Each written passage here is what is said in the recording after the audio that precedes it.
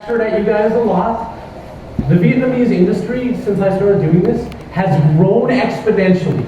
You guys are experts. You are doing phenomenally. So today, we're mostly going to do exercises to sort of work your design muscles, to get you thinking beyond the things that you see in other games in the App Store, and sort of what can you do to push the boundaries of design to create new things.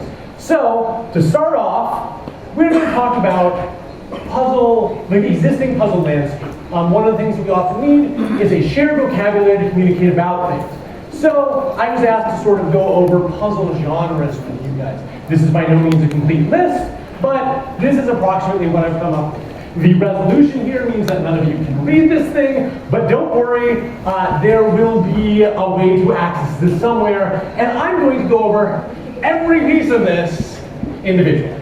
Okay. So, when we think about puzzle games, very often we don't actually think about the fine details that separate some of these things, right? You match colors, right? That's what you do, great. No. So, let's go over each different type. First off, we talk about swap games, right? What are swap games? Swap games are games like Candy Crush, like those sort of things, where you can move an individual piece, one space, in order to clear the board. Easy, we all know what these are. You're going to know most of these, but this is mostly just to give you a shared language, because as designers, one of the important things is to be able to communicate with your team, with your engineers, and if what you mean by swap game is what somebody else calls a match 3 or whatever, you're going to have a breakdown in communication. So what are blast games? Blast games are games like this. You all know these. You've got contiguous colors. You tap any part. All of the things that are in the contiguous colors explode. Done. This is a fundamentally different type of play, which we're going to talk about later, than something like a match 3, even though we're still trying to get colors adjacent to each other. One of the things I want to encourage you all to do is start to think about not only each of these individual categories, but how you can combine these categories to create wholly new things. We'll get to that in a minute. Chain games. These are the games where, like all the others, we're still trying to match objects, but I will drag a chain through a group of objects. This is different than blast, right? We need that definition because this does not automatically clear all the adjoining objects of the same type. Next, we have pair games. These games are places where basically the inherent enjoyment of these games is finding things that share a similarity amongst, a pile of stuff. There's lots of different ways to do this, but you've probably seen plenty of these. I know I'm not going over anything you guys haven't heard before, but we need to get through all the different types of games. So sorted games. I know some of you recognize these. What's interesting is these are match 3 games. These games come from inherently sorting things together into like groups. Later today, we're going to go over how does this differ? Actually, that's a great question. How does this differ from a swap game, from just your standard match 3 game where you're swapping something next to each other? Anyone? What's the difference between a sort game and a swap game? What's the mechanical difference? I'm going to get you guys to talk. Anybody can shout at me. You can speak in Vietnamese. I got one of these this year. Trả lời đúng có thừa. Oh. Yes. Yeah, in the card game, user can't swap. They need to find the position, the empty position to play and replay the item again. Right, so there's 2 big differences. I'm just going to recap since I have the mic. The big difference was 1, you need to find an empty spot to play. You are limited in where you can play. And the other big difference, if you think about it, this is just a match 3 game taken to the 3rd dimension. I can pick up something and put it somewhere else. These sort of subtle definitions are important when you're talking to your engineers when you're building out these things. Yes, our first brave volunteer gets a thing. So this is what I want you guys to think about, because a lot of these on the surface look the same, right? What are we doing in this game? You can see how they've all sorted into categories of 3s. We're still doing matching of 3s, but there's a mechanical difference that we need to understand and be able to communicate about when we're designing these type of games. So jigsaw games. These you've all seen, jigsaw puzzles. These are games about aligning edges. Doesn't have to look like a traditional jigsaw. Many of you guys have played with tangrams or other things of that nature. There is something about matching edges that we as human beings in our old monkey brain sort of love. So that's what jigsaw games are. Real time. This obviously can be combined with a lot of different things. So these are puzzles that occur in real time. Either pieces appear in real time or pieces are manipulated in real time. There's a fundamentally different feel to a real-time game than a lot of the turn-based games that we've created. Next, riddle games. We all know these. These are often logic problems.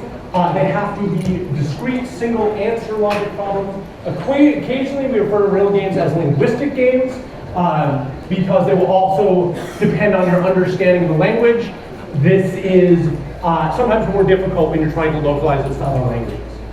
Next, we've got physics games.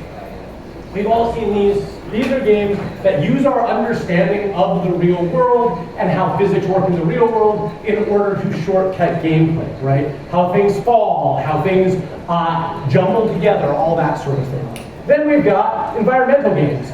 We're not doing probably quite as much of this here, but environmental games are games that there's either a puzzle built out of the environment itself or a puzzle inherent to navigating an environment. So if you have a character traversing a place, you can build plenty of puzzles into the way that you occupy the space or the way that the space exists around you. Block games. So these are anything that uses polyominoes, which are basically just any of these cube-based sets to create big chains and areas that you clear. Maze games. We all know what a maze is. These are games with a starting point and an ending point that the player is supposed to traverse to with a bunch of obstacles between them. Number games. We've all seen these. Logic that depends on math, depends on numbers. Word games. I've seen a lot of you guys do this. Very often these are games that are dependent on your understanding of spelling, but these can be any games that involve your understanding of core language and the use of words. The New York Times has a bunch of games that go beyond just this sort of thing if you're looking for word games. And then the other category, in almost all, yes, some of you know what it is. So there are a lot of games out there that don't look on the surface like puzzle games, but they present the same sort of logical challenges and problem solving that puzzle games present to us. And those are the places that we can extract new ideas from because they haven't been presented in a puzzle format. This is Balatro. It is a game about making the best poker hand possible or impossible. But it's another good place, right, to start looking outside of just the puzzle genre for what you can bring into puzzles. So I blazed through that in 10 minutes. I'm assuming you all got that. Actually, I'm assuming that most of you guys knew that stuff before coming in. And I just needed to put it up here so in later you could have reference that one slide that tells you what all these things are. The important part actually comes now. So there are a couple of different ways that we build puzzles. The first thing that we can think about are the three core elements of puzzles. First, there are reflex puzzles. Reflex puzzles are puzzles that require precision, right? That test in some ways your reflexes. Either by tapping on things in real time, manipulating things as they're going faster and faster, or making sure that you're doing precise shots, these sort of things. So we're still using all the puzzle elements, right? We've still got the match element in these, right? But how are we doing it? What's the fundamental challenge? Is it thinking? Well, if you ask me, where should I shoot this ball? That's not a really tough challenge, right? If I can just pick and place this ball anywhere, easy, boring. What makes this engaging is it's challenging my reflexes. So this is one vector that we can take when building puzzle games. Another vector is the cognitive puzzle. Cognitive puzzles are puzzles that test your logical facility, right? These are games that ask you to solve a logical problem, often with a specific, discrete answer that we're trying to get to. These are everything from crosswords to traditional logic problems to Sudoku. And then we have pattern recognition puzzles. Again, talking about the way we are built as human beings, we like recognizing patterns in things. This isn't going to test your reflexes. This isn't going to test your logical ability. This is simply a test of, can I spot a pattern within a space that seems random? And it can be anything from sort of patterns in words, to patterns in colors, to patterns in objects. And as human beings, we like pattern identification, right? We are evolutionarily designed to like those things. And most games take these elements and put them together, right? Candy Crush is a cognitive plus pattern recognition game.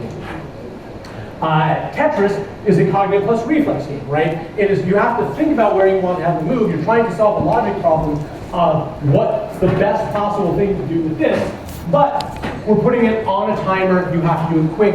You have to also be able to make the thing do the thing you want it to do. And then, of course, right, there's things like rhythm games that are your pattern recognition plus reflex games. So we have to think about how we take these three types of engagement and put them together in order to build up our puzzle games. And when we're thinking about that, then we also need to think about, okay, what are we going to do to differentiate? Because if you take any of the genres that I gave you and just build the thing in that genre that looks exactly like the thing I presented, well, there's already a million things. No one is going to care, right? You might be able to get it out cheap enough to make a small margin on it, but what's really going to make your game stand out is finding ways to differentiate.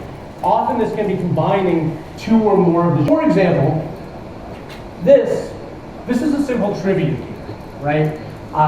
This game simply asks you, here's some famous people, right? Some famous actors and directors, and it says, okay, who were they married to? Again, the resolution here probably doesn't let you see it, but that's all it is. It's just trivia, right? Do you know who this person was married to? That is not interesting. It won't actually separate you out on the Play Store or anything like that. But what makes this more engaging for people is this simple layer that they've put between.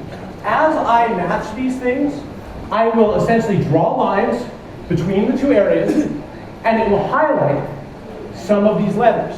And then I'm trying to build up a word or a phrase out of all these letters. And all of a sudden it becomes more engaging. Why does it become more engaging once I add this simple layer? Anyone? Any thoughts? I know you guys can do this. I know you guys can think through these problems. Hey Brett, what are your thoughts? Well, do you think I can start to solve the puzzle as I do it? Do I need to know all of the trivia here? Correct, you do not. I'm sorry for putting you on the spot. Actually, I'm not sorry at all for putting you on the spot. But repeat that, because that is absolutely correct and good. This is one of the areas that makes this more exciting. Okay, let's say I don't know all of the trivia. Do I have any other means to solve it? By filling out other lines, I can start to solve the other puzzle. I don't need to finish the first puzzle 100% to start working on the second one. Right. So basically, I'm not stuck, right? It's inherently giving me some clues to the places that would otherwise be frustrating, and I can move on. It is also giving me a sense of progression, right? For a lot of the games that I've seen that are some of the puzzle games on the store today, well, I do a puzzle, and then I do the next puzzle. And they're not tied together in any way, like it doesn't matter. Here, I do this, and I'm getting a little bit closer to this meta puzzle. Each time I do a new one, I feel like I'm making progress. I'm advancing towards my goal, right?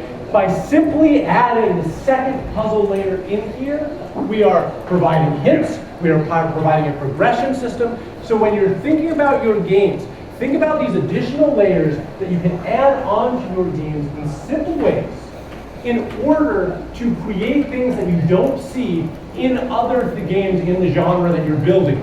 And then you can finally learn who Zsa Zsa Gabor was married to. How do you not know who Zsa Zsa Gabor was married to? I have to work it out every time. Every time, right? Okay, so next off, I'm going to talk about, does anybody recognize this? All right, we got one person. I highly recommend that you guys check out a game called Blueprints. It is a very strange game, but it is a puzzle game that takes roguelike elements. Have any of you played things like Slay the Spire? Okay, a couple of people. All right, so these examples not going to be useful. What this does is basically it layers on two types of puzzles. There is sort of this room matching, like block building puzzle that's going on, but within each of these blocks, you actually physically walk through them, and there's a bunch of puzzles inside of them. But by randomly deciding each time you play what order these are going to show up in, the game feels radically different, and they can provide a bunch of regression systems in it. And so they've put two layers of puzzles on top of each other. They put the puzzle of how do I build this maze with random pieces to get to here on top of how do I do the puzzles within it. And that became a big hit for a small indie team because they found both of these methods and they found a way to tie together each of the levels essentially in this. And finally, anybody recognize Marvel Puzzle Quest? No, okay. So, this, very simple, right? It is your standard Candy Crush style match 3 game. But what they have done is they have layered a traditional role-playing game on top of it. In this case, they've got Marvel theming, but it doesn't matter. It comes from an old game called Puzzle Quest, which was just a standard fantasy RPG. When I match these 3 pieces, or these group of pieces, I will get a bunch of red points.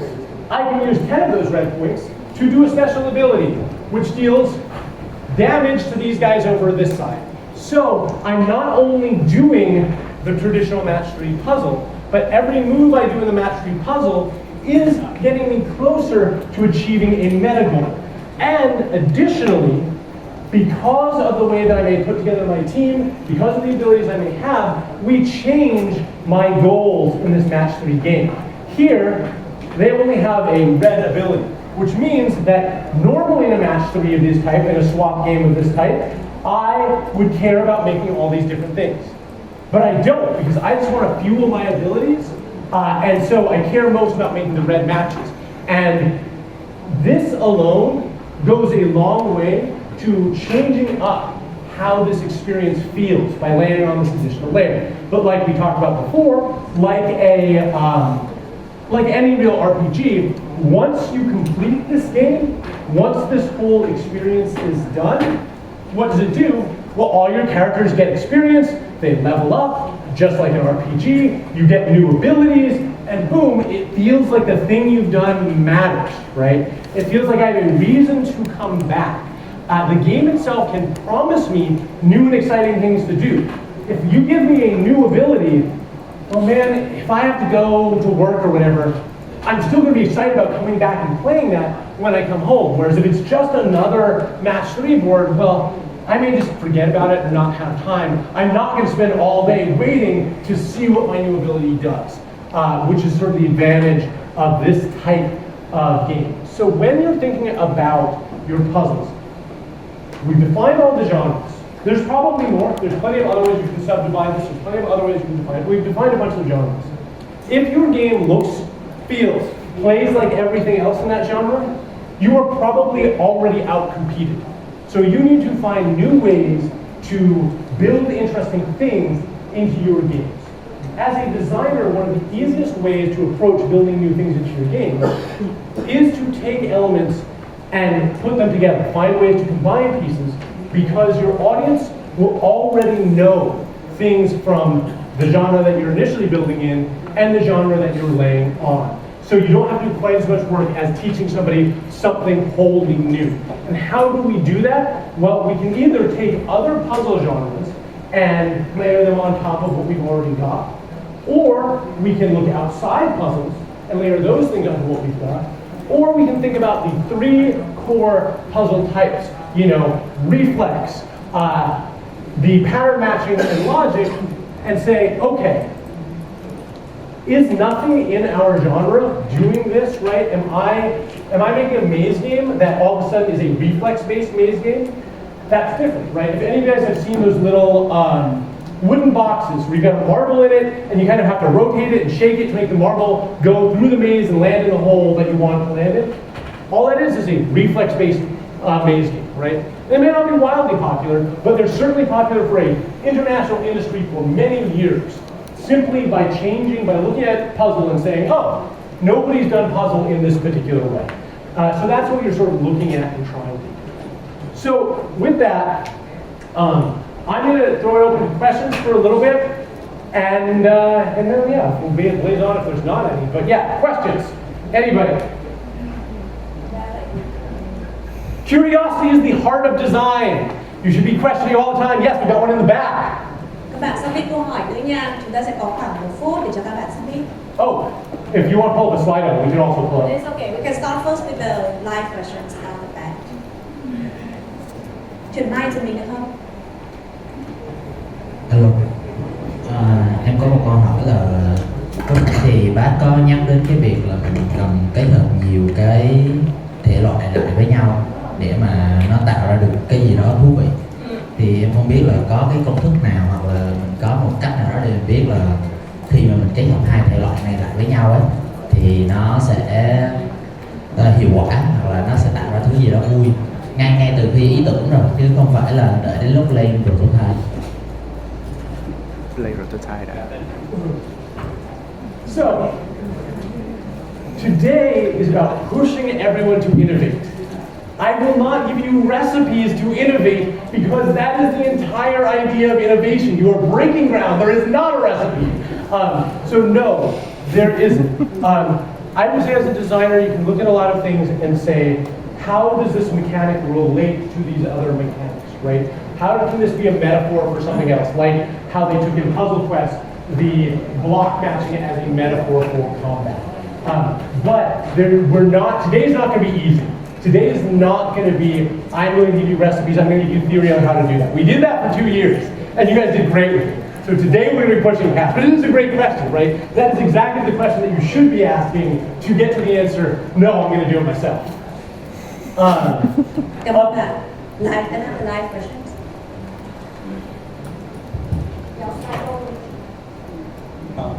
Mình có hỏi là ví dụ với cái hiện trạng khi mà mình bắt đầu thấy một số sản phẩm game trên điện thoại bắt đầu đưa những cái yếu tố trên các cái game PC hay console như là roguelike bắt đầu đưa lên điện thoại thì anh có nghĩ rằng là người chơi điện thoại đang dần kiểu họ phát triển, họ bắt đầu làm quen với những cái mechanic phức tạp hơn thì mình bắt đầu có thể tham khảo hay là mình có thể sử dụng với những cái mechanic này đối với những sáng tạo của mình được không?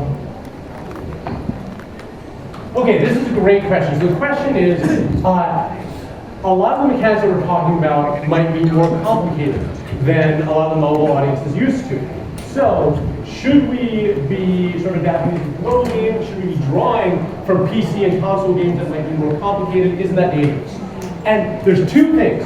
One, I am convinced that Vietnam is on the verge of being able to make the transition to in-app purchases over ad-driven as your primary monetization. You will, if you really want to hit the big bucks, you have to get there. And these other genres will be a great way to drive engagement and retention because there's more there for your players over a longer period of time, which will get you to those in-app purchases. But here's the trick. Y'all are doing puzzle games. Puzzle games are a great way to get people into this. So you don't have to say, okay, here's my million RPG mechanics up front. You can slowly introduce them. You can start with a match 3 game, a slide game, a blast game, whatever, that people recognize, that people know, that's easy to jump in, that you know how to teach them. And then over time, as each level passes, you can start unlocking these new features, which give them access to this deeper gameplay of whatever you're layering on top. Do we have a slide or if not, it's no problem. Meanwhile, we got one in the back. Okay, câu hỏi cuối cùng nha, thì chúng ta sẽ chuyển. Hello. Yes. My question is, when I see all of this, I keep thinking about intuitiveness because I think that's what drives retention and familiarity. And puzzles direct for familiarity. Do you have any clues? How to make the game as intuitive as possible, especially for puzzle games? So this is especially sort of what I was talking about. This is a great question, right? How do we make these things as intuitive as possible? And we sort of strip it down, right? When I look at any game that I'm working on, I ask myself, like, what is the very minimum game that is still something that's engaging to people, right? I will actually test with people, and then I will take away mechanics, and then I will test again with people, and take away mechanics.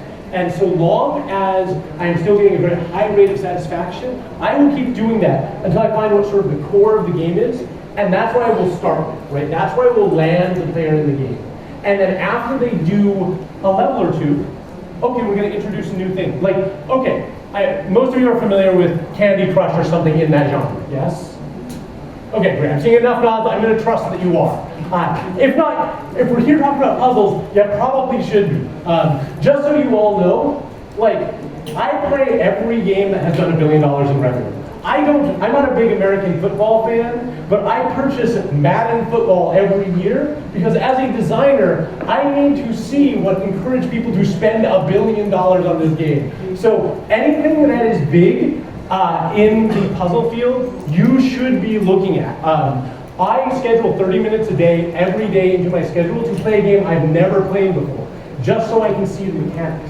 But the question I was asked, very good question. If you're used to something like Candy Crush, you'll see when you start, there's just some colors on a field. And then they introduce the power-ups. And then they introduce new blocks that do different things. So just don't think you have to front load everything in your game. If you want to make your game intuitive, find the simplest core that's still fun, that's still engaging, and then figure out how you can sort of logically make a progression from there to layer on everything else. I've got a couple of Slido questions I'm going to try and rapid fire through, and then I will move on since I'm running out of time on this one. Chúng ta có mấy câu hỏi trên Slido, mình tạm dịch cho mọi người nha. Câu hỏi số 1 là bạn ấy muốn nhắc lại cái tên của cái game mà room building. Perfect. The room building game. The room building game is called Blueprints, like prince as in son of a king, right? Tự sang rồi.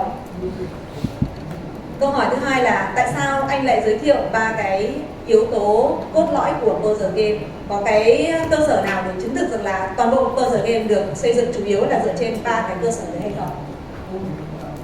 So why do the 3 elements I talked about form the core of puzzle games? And the truth is, here's the secret. They form the core of almost every human activity. There is there's a couple more things that we talk about when we talk about other genres, but you can break down almost every game into what is the principal way that it's trying to engage me. Is it trying to engage me by a fun physical activity? Is it trying to engage my mind? Is it trying to engage my pattern recognition sense, right? This is true for shooters as true as it is for puzzle games. That's a great question, and I just want to throw these at you to start thinking about these because you need to be thinking about the core engagement of your game. If you are building a game that is all about, cognitive processing, if you're building a logic puzzle game and you throw in reflex elements, you better have thought about why. Because you're probably right. That's probably going to be amazing. It's probably going to differentiate you out from everything else in there. But if you don't think about it, you just put in stuff that's going to clash with your core mechanics, right? With the core engagement. You have to figure out how to integrate these other vectors of engagement into your core gameplay.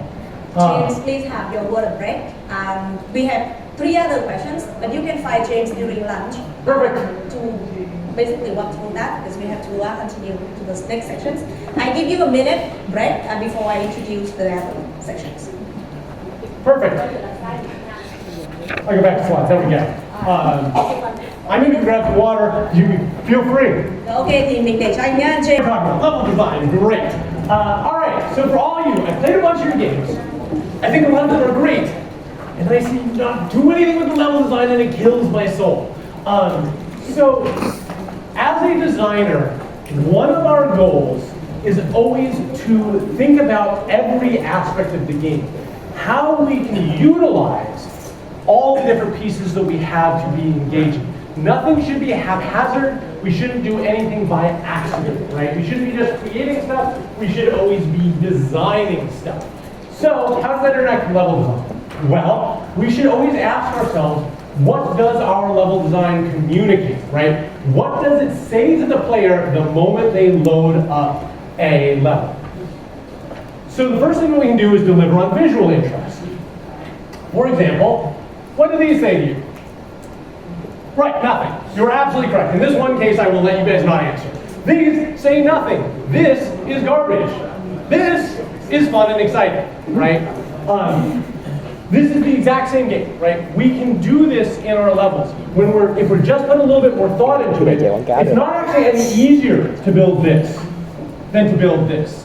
This just requires a little bit more thought as a designer in the first place, and your player's gonna have fun and be excited the moment they see this. So you should be thinking about utilizing your level design as a means of delivering more than just a space to play.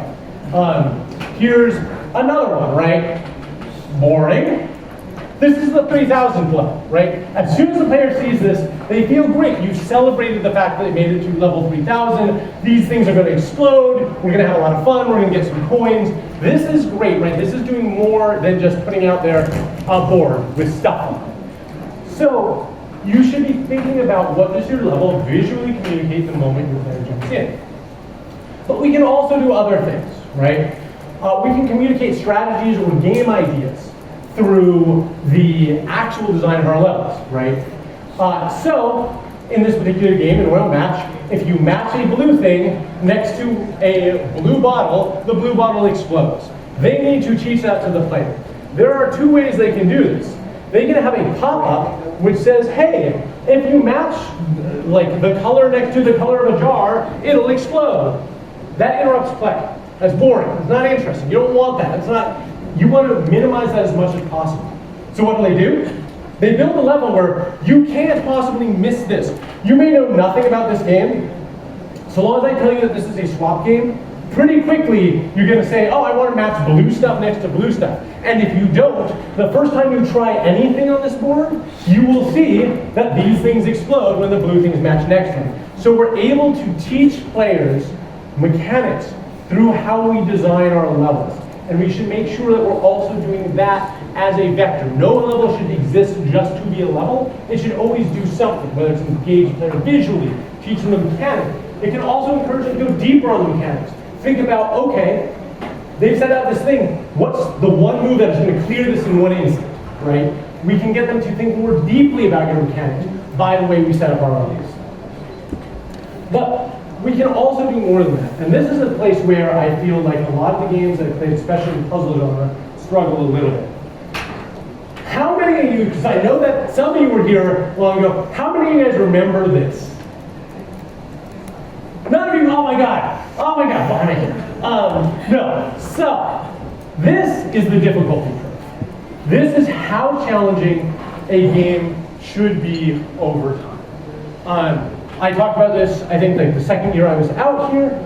A lot of the games I see just have a directly linear curve, especially a lot of the games I've seen out here in Vietnam.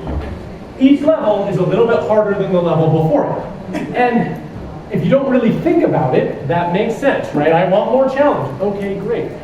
But that's gonna kill you. You wanna know why? Because this pattern is actually going to be how you monetize. Here is where people monetize. Here is where people use all their power-ups and these sort of things.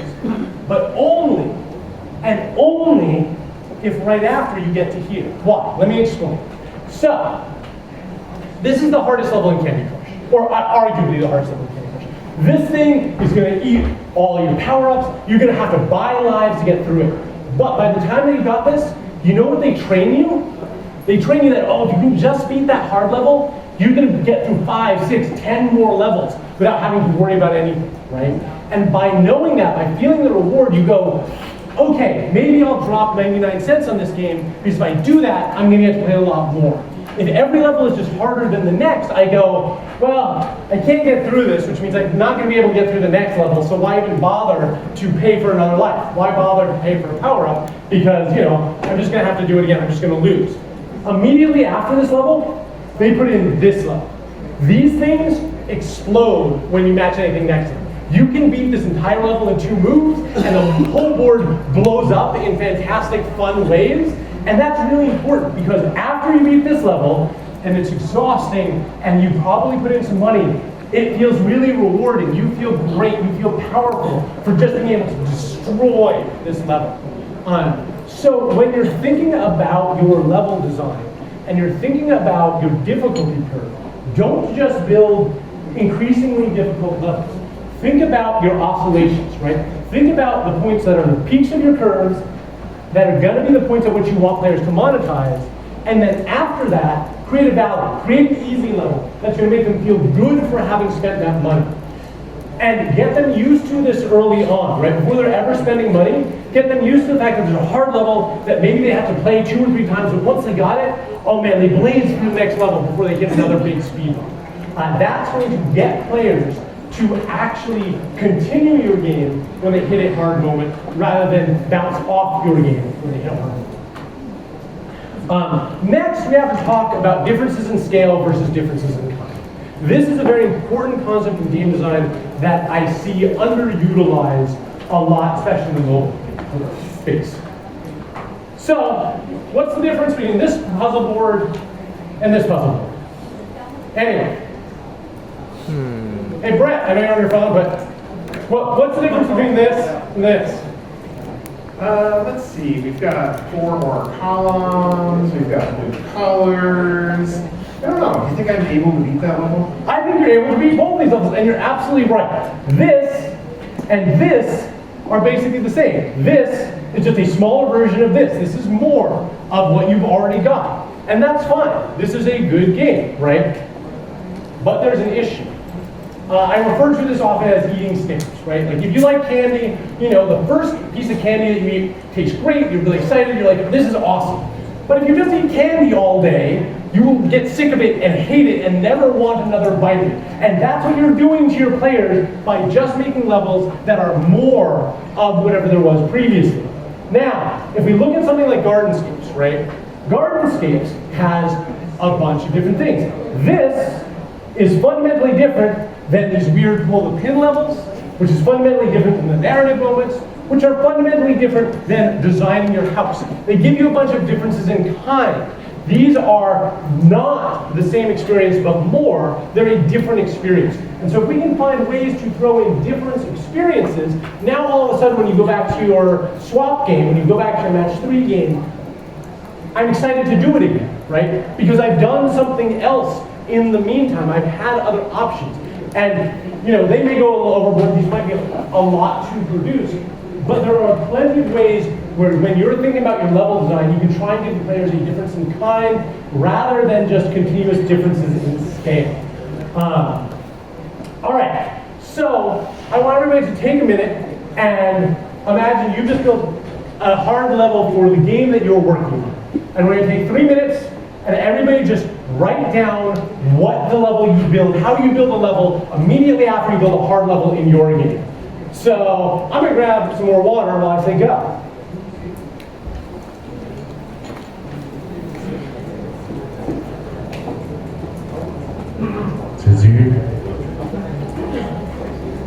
Excellent.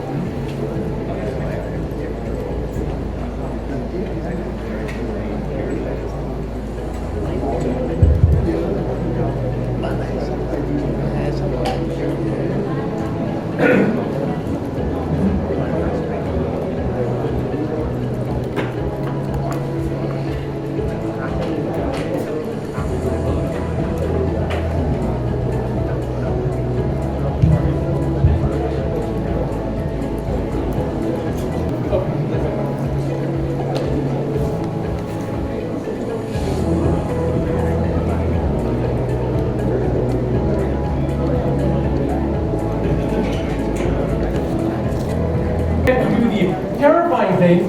Does anybody want to tell me about their game and tell me how you build a level after your most difficult level? Anybody? Ở đầu nè, hai bạn vào đầu một không?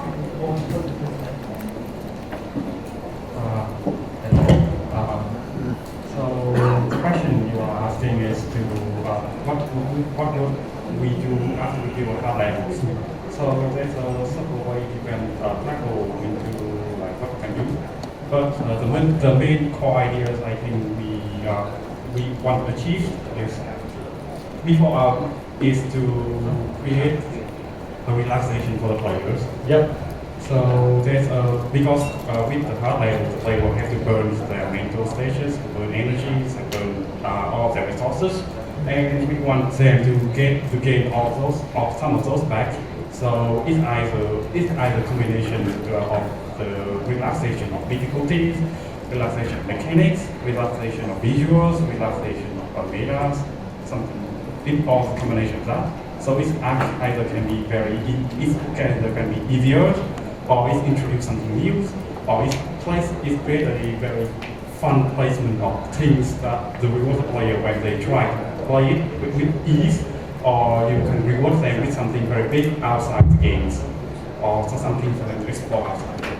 So, two things. One, yes to all those things, but also, sort of as we're hinting at, look for what is the most exciting, most fun, most ridiculous mechanics in the game, right? There's a reason that the entire screen blows up when you move one thing in that level after the hard level. But for you guys, so describe your game and then describe what mechanic or what you do in the level. So what type of game are you guys making? Puzzle. Okay, but what type of puzzle game? Tell me the basics. Is it a swap puzzle? Is it a blast puzzle? What is it? Yes, it's a kind of a spatial swap puzzle. Okay. And what makes a level difficult in your game, and what makes a level rewarding and easy in your game? What's the difference between those two things? So the main things to make the level difficult is the spatials. It's the less space you can move, the harder it gets. Yep. So on the next level, if you want to go for the relaxation on the difficulty route, then the space should be relaxing, and also it should be the feelings you can get the good feeling when you complete the level faster, or there's more fun feeling when you get through the minor difficulties of that next level.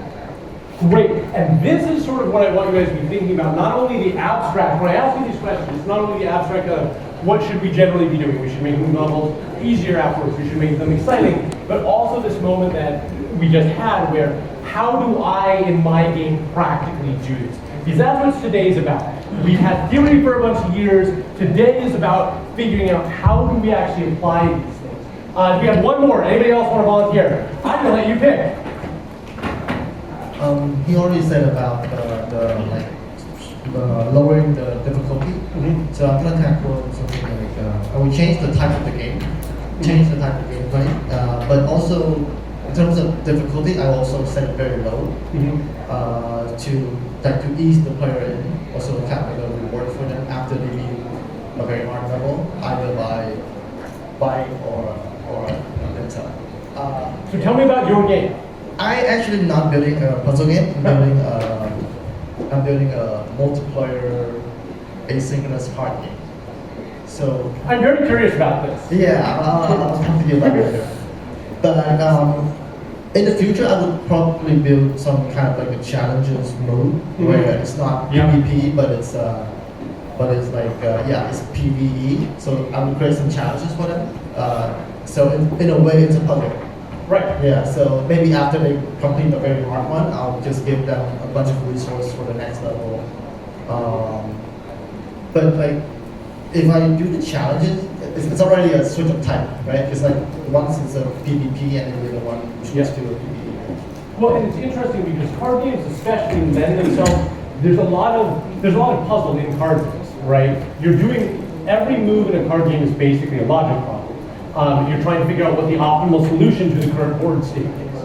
And so I think that yes, you're absolutely right. If you're doing challenges or whatever, you can just pre-set up those board states.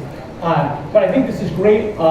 There might also be ways that, as the player ranks up from gold to silver or whatever, it's one of those things where, you know how a lot of competitive games, when you hit a new rank, you can't fall back down to the previous rank. And so that way the next minute, if you immediately lose the next game, you're not under pressure anymore. You're really under pressure to make that last couple of points to get into this new rank, and I can take a breather for a moment. And so again, like you were saying, right, there are also ways we can build into any of these games that moment where, okay, I feel, even if in this case the player is giving themselves an arbitrary boss mode, an arbitrary difficulty spike, we can then build in some moments of respite after that. But okay, What is so the difference? I was going to ask you. yes. I'm working on an action adventure game, right? Yeah. I have a boss level. The point of the boss is I'm testing the combat skills that the players learn. They know how to fight this enemy, and they're proving it to me in a high-stakes situation. After that, I want to give them this feeling of relaxation, but I don't want to bore them. Right. What's the difference between boredom and relaxation in this case? I don't understand relaxation, so I wouldn't know. Okay. No, so what's really interesting is that, so the question was, okay, so Brett's working on an action game, right? An action combat game. And in this case, he's building what we often call this call to ride boss, which just means a boss that I'm testing the player's skill. I know if the player beats this boss, then they understand a group of mechanics, they've gotten enough practice with the skill. Now I can start making challenges with those sort of same skills and mechanics. And I think that the difference here is after you beat this boss, right, we can reward you, we can give you a bigger sword, a better suit of armor, all these things. Yeah. And then we can give you those same challenges, but where the boss had 1,000 hit points, now I'm fighting guys with 10 and I'm just obliterating them, still utilizing the same skills. So, right, the skills that I had to do precisely a bunch of times to beat these bosses, I'm still reinforcing in the next level, but now I've got a lot more breathing room around me, and I feel more powerful every time I execute. Sure. Yeah. Good question, though. Yeah, Jameer, feel free to like throw in, ask whatever, because this is how we do. This is how we actually get to the best. All right, so yes, there's a question in the back. Yeah. You got a mic over there? Và giơ tay lại của mình được không? And then I'll move on to one other question for you guys, and then I will open up to questions on this section. Chuyển qua các bạn. Yes, do it, yell! So you're talking about the graph, the rising, where there's challenge and there's an aspect, but it keeps rising, right? In the trend. But I hear advices that if you keep making your graph and your game more difficult and more difficult, you will lose players because they will give up at some point, right? So how do you make them keep challenge themselves and not quitting after some point? Because that's also keeping your attention, right? Really good question. Fancy that I have a whiteboard right here. I'm gonna draw some more graphs. So, this is your challenge over time graph, right? All designers have bad handwriting, you guys are gonna have to deal with it. But this is my rising action graph that we just talked about, right? So game is getting more difficult. But there's another aspect, there's another thing that's occurring simultaneously to the game getting more difficult. What is it? I heard it somewhere over here. Yes. More mechanics. Player skill. Yes. So now we've got a second graph where, as this is going on, so this is time difficulty. This graph is time player skill. Player skill is going up like this. So if you're really good as a designer, the actual derivative of these two graphs, the thing that this looks like in the long run is actually this. Because your player skill, as your player skill goes up, while the practical difficulty of what you're doing is also going up, you are getting the player to be better at your game. As your player gets better at your game, the difficulty that they feel actually ends up being about the same. You just feel a lot more powerful for beating that first boss, beating that last boss than you do for beating that first boss. So, like this is like actual difficulty. Yeah, first how difficult it feels over time. So this is you're right. You can't have this go up. So as you're doing this, you also have to build methods into your game to train your player to get better at playing your game. If your player's better at playing your game, this will feel as difficult as this, or as frustrating as that, and no more frustrating. So that's what we're trying to do. Really good question. Flip it around too. If your difficulty isn't going up, but your player skill is going up, Right. What's the derivative? Do you want to do this one? Sure. Mostly because you got better handwriting than I do. I do not. Okay, so say your difficulty is actually relatively flat, but your players are getting better at your game. You're not sure how much harder you can make your game, or maybe your game is designed in such a way that you don't have the tools to, you have not yet built tools to make your game more challenging without making it really annoying and complex. Once you do that, thank you, your players who are getting better are actually going to find themselves starting to get bored because the game is going to become trivially easy. They're just, oh, I already know how to do this, I've already solved it. Our brains stop thinking once things become too easy and we're not engaged anymore. There's no reason to play this game at that point.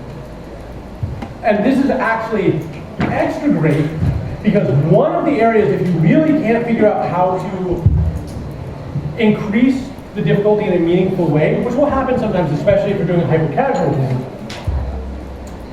we can throw in, it's a great place to put in some differences of kind to get the player to sort of have a different feeling of the game so they're excited to go back to the core gameplay. So I'm going to give everybody 3 minutes again. Can we put 3 minutes on the clock? I'm going to give everybody 3 minutes to think about some differences of kind that they could possibly put into your particular game. How can you build a moment that feels different than the standard basic gameplay of your game? And some of you guys are probably doing this a lot already. But take 3 minutes and start thinking about, for your specific game, how can you give a difference in kind? Their feeling is correct. I'm feeling this way. As a designer, you can either ask them another question or think about what in your game is making them do it. If the player jumps to a solution, you don't necessarily need that. That might be useful, but what you actually want is to manage the emotional experience that they're having so that they're learning the skills that you're trying to teach them. And I'm going to just add one thing to this because it's a very good point. If you are actually directly interacting with your customer, very often as a human being, we will jump to solutions, right? We will tell you, oh, your game needs to have better loot drops, or that your game needs to be less difficult here. This is not what you want from the customer. They are not experts, they are not designers. They're jumping to a solution because it's what we do. But you need to figure out the why, right? Why are they asking for that thing? I will give you an example. A long, long time ago, I was working on a racing game, and there was a client we were working on it for, and basically, he kept saying, oh, the cars aren't shiny enough. So we rebuilt the whole graphic engine, right? And he would say some other things about the cars. And finally, he was like, well, there's not enough red cars. And I was like, I know this one. So I sat down with him for a long time and talked with him. And it turns out he felt like the cars weren't actually fast enough. It didn't feel fast enough. So we kept trying to give these suggestions, these solutions that he jumps to without realizing what he's actually caring about or what he's going for. So when you're talking to your consumer, make sure that you ask them, okay, why? What are you digging to? How can I figure out a solution to your actual problem? Because I don't need their solutions, right? Some of you heard me talk about last year, right? The solution to this problem is actually draw back the camera to make the cars feel faster, make it feel like they're outrunning the camera. You can just do that. But if you're just listening to what the players say, rather than what they mean, what they're actually asking for, you will end up with a much worse balanced game. Right. Well, and you can just have a habit you want to break yourself out of. If the player says, oh, I think the problem is this, you who have built the game might know that's not actually the problem. I can correct you right now. I actually know it. I can give you the answer. But that doesn't help you at all. What you want is to take their feeling as honest and useful data and work on solving the feeling rather than work on solving the expressed complaint that they have. Yes. So, this is Mario 1-1. You're asking how you can know if a player is ready for the difficulty. Mario 1-1 is genius. It might be one of the best designed introductions to a game ever. Some of you have heard me talk about this before, but you start here on a screen that there's nothing on it. Totally safe space to explore. Now, you can't actually go left. So, we've immediately taught the player that they have to go right. That's the whole point of the game. All Mario is a dude who goes to the right. That is the entire game. So, you get to here. There's an enemy right here. If you don't know how to jump, it will kill you. And then you start here, and you do it again. I'll give you this one. Oh, perfect. So, and we've got a bunch of other stuff up here to sort of encourage the player to jump, do other things, to see that there's stuff above them. But fundamentally, if they don't know how to jump like here, they die, they do it again. They die, they do it again, until they learn how to jump. And then we have a small pipe here. The player cannot get past here unless they know how to jump. So, they have to do it here, and then I test them again to make sure it wasn't luck, right? Once they get over this, I know they know how to press the jump button. I know, as a designer, I can make challenges around basic jumping. Then we have this space. Nothing's in here. This one has some enemies, but nothing's in here, and we've got a taller pipe. To jump onto this taller pipe, you have to press and hold to jump. Once the player has done that, I know that they know how to press and hold to jump. And then finally, this last one, the distance between these, you have to run and jump. And so he's actually testing the mechanics. Finally, he puts a pit in there, in case any of this was luck, and you can't get across the pit, you die, you do this again. Once you're across this pit, he knows that you know how to jump, you know how to long press jump, you know how to run and jump, and you know that your goal is to go to the right. He's tested everything. It doesn't feel like that to the player, but as a designer, he now knows he can make challenges around all these things, and the player knows how to do it. So when we are balancing our games, and when we are looking at how to sort of understand whether or not the player knows enough to do something more difficult, this is how we do it. We actually build it into the game as a test that you cannot pass unless you understand that mechanic. There's an implicit process in there, Yep. which is breaking down the mechanics of your game into the smallest possible chunks. Yes. So walking is a feature, it is something that the player needs to learn. Jumping is a feature, but we're actually distinguishing between jumping while not moving and jumping and moving at the same time. Yes. And these are separate things that you need to teach the player. Here, the enemy is moving, so if you jump, they can move under you. You don't need to learn it to do that. Later, you need to jump and move at the same time. When you take your game and you break down all these parts, you can get the tools so that you can put these pieces together in new puzzles. And the great thing about these tools is once you've broken these down into the smallest pieces, you as a designer can figure out what is a singular engaging moment that I can make with each of these things, right? To test it. This is not boring, right? You've learned everything you need to learn to play the game, and yet each of these things is a tiny fun moment to overcome. And it self-balances because any player who has played this game a lot can blaze through this whole section in like literally 5 seconds. Whereas a player who has never played it before, you can take your time, and this may take you 30 seconds, even a minute to get through it. But you have to think, as a designer, what are my fundamental elements of my game? How do I break it down so I can design interesting challenges and moments to test each of those fundamental aspects? Something that I think is really interesting is that when you look at games from like the 80s, where they're teaching you walk, jump, now a lot of games sort of expect you to implicitly understand all of these before you even play your game. I was not prepared. That all of these games from the 80s, games were new. So all of these experiences, walk, jump, move, they needed to teach you those basics.